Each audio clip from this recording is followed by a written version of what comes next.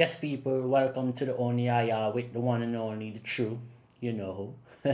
It's me coming to you live, and today we're talking about Benjamin Sesko and Watkins. Who should Man United buy? Should they buy a 29-year-old striker from Aston Villa who's Premier League proven, or should they buy an upcoming star in Benjamin Sesko? Before we break that down to you, don't forget though to like, share, subscribe to the page, so we can keep bringing you great content going forward. So yeah, as we see, Benjamin Sesko and Watkins being linked to Manchester United. Now, for me personally, I think both players bring a very different dynamic to the team.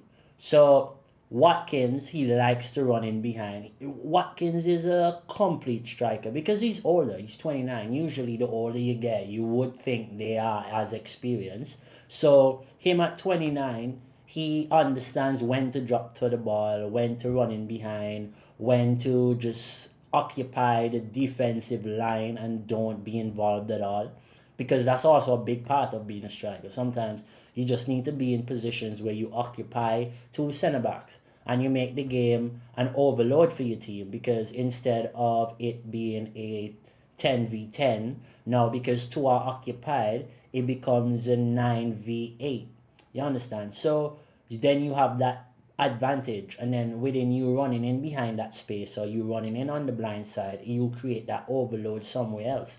So there's a lot of ways in which you can like improve, and you can like occupy and be a part of an offense. It doesn't always have to be scoring goals. I mean, that is your main job. Like that is your main job, to score goals. But at the end of the day, not every game you can score goals. So you also need to affect the games in many different ways. Now, there are a lot of pros and cons for the reason why I think they should pick Watkins and why they should pick Sesko. But I'm going to analyze that on a website based on statistics and a bit of like trajectory and stuff like that. They're called footy stats. We're going to break that down a little bit later into the show.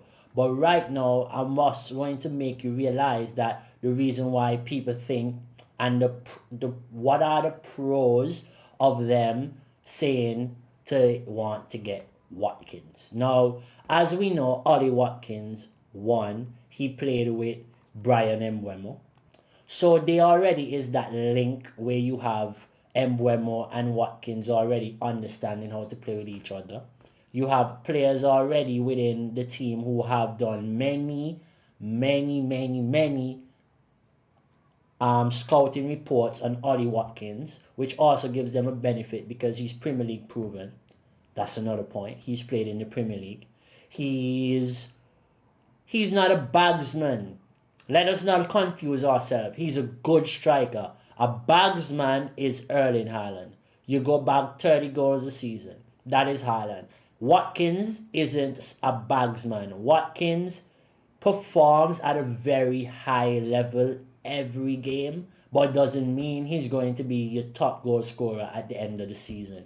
So that's one of the cons I see in this, is that I think United should be targeting goal scorers that score 20 plus goals alone in the Premier League. But it's hard to get that because there aren't many. There's Isaac, there's Haaland, and then the next striker is Watkins. So you're actually getting the best you can get within the league, the third best you can get within the league, which is great, because you have winger like Mbeumo who scores 20 goals. You have Cunha who can improve to 20 goals. So there are a lot of room for improvement. The other thing I have a bit of worry is not his age. Is when Rashford went to Aston Villa, Watkins was sitting on the bench.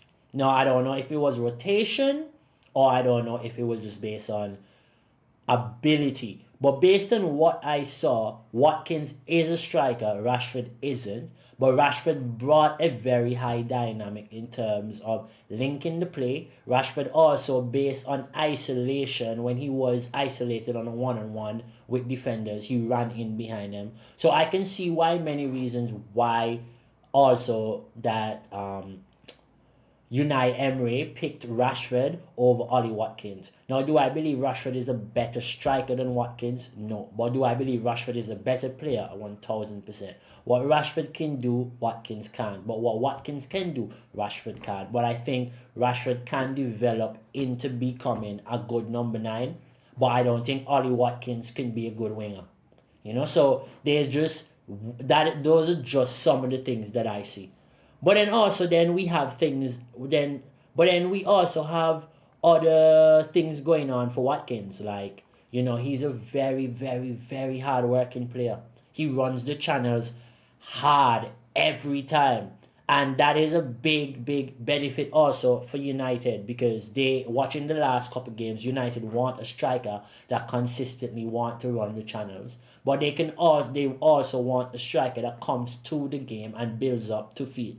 So they need a complete striker. But with Højlund and with Sesko, you get either or. You get one that really likes to run in all the time, which is Højlund. He's always running away from the ball, always darting in behind. Or you have Xerxes, who is the next Roberto Firmino to me. Like, the guy is the false 9 that the world is waiting to see become great. Like, his skills and his football IQ and his one-touch passing coming into the play is... Just watch Joshua Xerxes for 5 minutes, I promise. High level footballer. Just needs time and needs to understand who he is as a footballer. I think he's still figuring that out, because he was at Munich, then he went to Bologna, and he was technically the best and could hold up the ball and was one of the biggest, so they just put him up front. But I don't really think solely he sees himself just as a number 9. Because at Munich, he couldn't break into the team as a number 9, even as a young striker. That Munich always give chances to young players. So we have to be aware of that. But then let's talk about Benjamin Sesko. Now, he has this link with Christopher Vivell, who, for a lot of you don't know, is dealing with the Manchester United transfers next to James Wilcox. He was employed by the club last summer on a temporary basis, and now they made it permanent because of how well he did last summer. Now, Benjamin Sesko, for me, already has this link with Christopher Vivell. But also, what for me is a big thing with Benjamin Sesko is his age. I think that's more of a benefit than it is how much people trying to make it seem that that's a problem. Benjamin Sesko has been a good striker in Germany. Yes, he's also not a bagsman. Now, do I think he can become a bagsman? Probably. I think with his height, with his dominance, with the way he plays, if he goes into a team that plays for him to score goals, he will score goals. He can become a bagsman. He's athletic. He's quick. He understands the game a bit more than Højlund, because he has been able to become that striker. Højlund has never gotten the chance to become that striker. So Højlund never got a chance to play behind players who he can learn from. Sesko has, and Sesko played in a league where you can slow the game down, you can break it down to him, he can then go working it on certain games. In the Premier League, you don't have that luxury. You can't just get up and go try to play against Ipswich because they're getting relegated and think you're going to work on coming to the ball.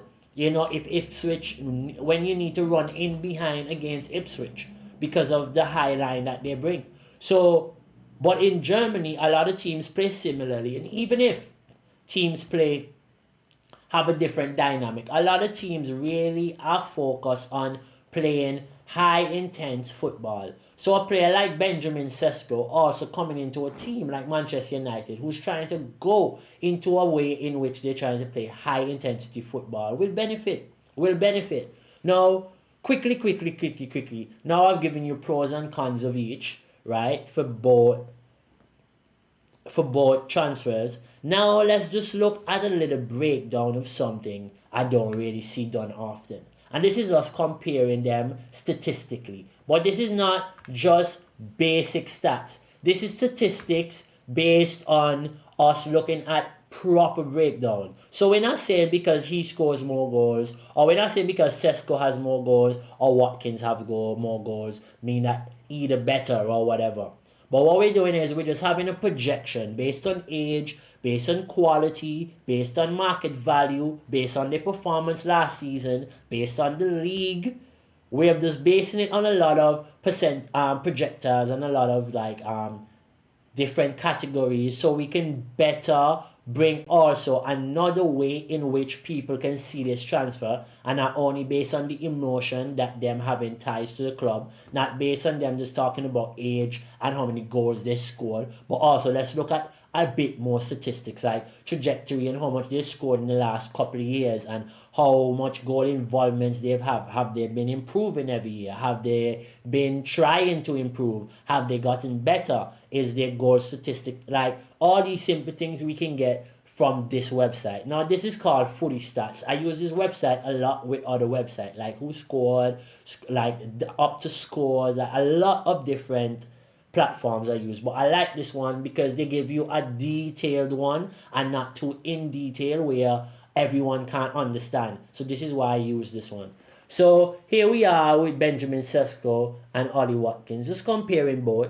As we can see, we have Sesko here, we're scrolling down Benjamin, and we have Ollie Watkins. So on this would be on your, we're both looking at the screen now. So on your right side is Ollie Watkins, and on your left side is Benjamin Sesko, right? So here we have in the last season alone, we're not comparing any other season, just last season, we have both playing, look at the minutes each one played, roughly around 4,000 minutes for Benjamin and roughly just under that for Ollie Watkins. As we can see, based in the Bundesliga, this is the percentiles that Benjamin Sesko was hitting. So as you can see, 95 percentile, he's hitting the 81st percent. So when you look at these, the higher the percentile is, the higher is the better. So if it's 100, so 98, 99 percentile, he's in that top one.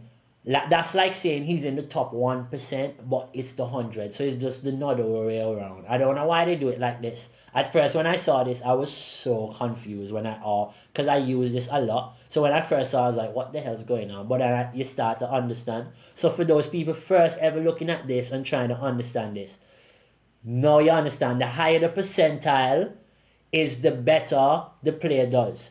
So as you can see, and clearly you can see because they only have 2 red cards, and look at the percentile that they are in. Like 2 cards total each, and look at the percentile.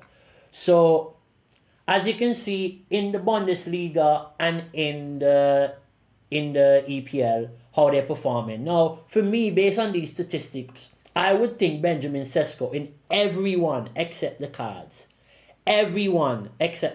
should be hitting like the 94 to 90 up in the Bundesliga. Why I'm saying that is because, okay, the league is easier. The way Leipzig plays, okay, fair, I understand is not the best team. So maybe if he was in a Bayern Munich or maybe if he was in another team, he would be doing better. But just based on the statistics here, I think he should be hitting all the percentiles. Now here with Ollie Watkins, you see him hitting the 94th up percentile, each one. So he's performing at his level that he should be expectedly. Now here we have the general, how many matches they played, how many times they were subbed off, that irrelevant. Now let's look here at the goals per 90, okay, for each one. So we're looking at Ollie Watkins over the last couple of years. So if we're saying from Benjamin Sesko's debut here, right, and we're looking at Ollie Watkins right here, so 2019-20. From since then, Ollie Watkins, that was one of his highest peaks. Okay, at Brentford in the Championship, understood.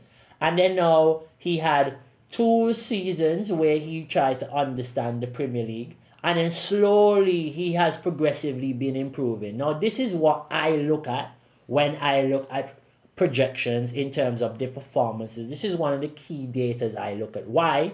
Because it shows you how they have been performing, scoring goals per 90 throughout the years, and their projection. This is massive for me. Now, when I'm also looking at goal involvements in the 90, let's check again.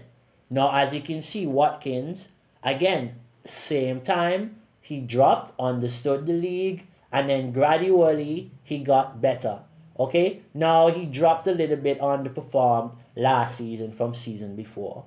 But you can see it's not that far off from his performances. Whereas with Sesko, you can tell this is where the age shows. You have high highs and very low lows. And a good thing here is, although the performances here have gradually grown and then it dropped tremendously, this is what I look at when I look at projection, and based on how they're playing, like I'm like, all right, but why are you having such big drops? Is it your age? Is it the quality of the player?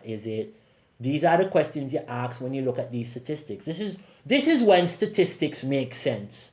You understand? Not when you look at the game and you see 10 shots and you see the other team have 5, but the 10 shots from the outside the 18, and you can't judge that. But here, you can judge, because this is a overall understanding of the whole season, right? So here we have shots taken, here we have goals for, here we have so even if you're looking for things like how many goals did he score at home, is he a player that performs well at home or is away? How does he perform? Does he need the momentum of the home fans? Can he deal with a cold night in Sutherland?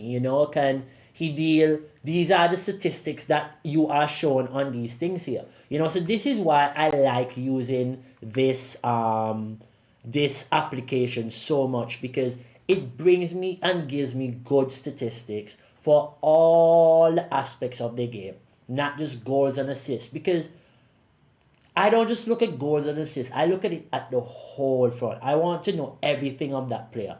You understand? Because that's the better way of you understanding who they are as a player and what they can bring to the team. So yes, people, it's been your boy Yaya, always coming to you live with great stats this time. Just a general breakdown and comparison of both players. Let me know if the video was too long. Don't forget to like, share, and subscribe to the page. Let me know if you actually like the video and if you'd like me to bring up more tactical videos and more videos like this. More comparisons, whatever you want. This is your channel. This is your community. Don't forget to like, share, and subscribe to the page. Keep hitting the bell for notifications so I can always keep bringing you great content going forward. Have a good day and take care. Peace.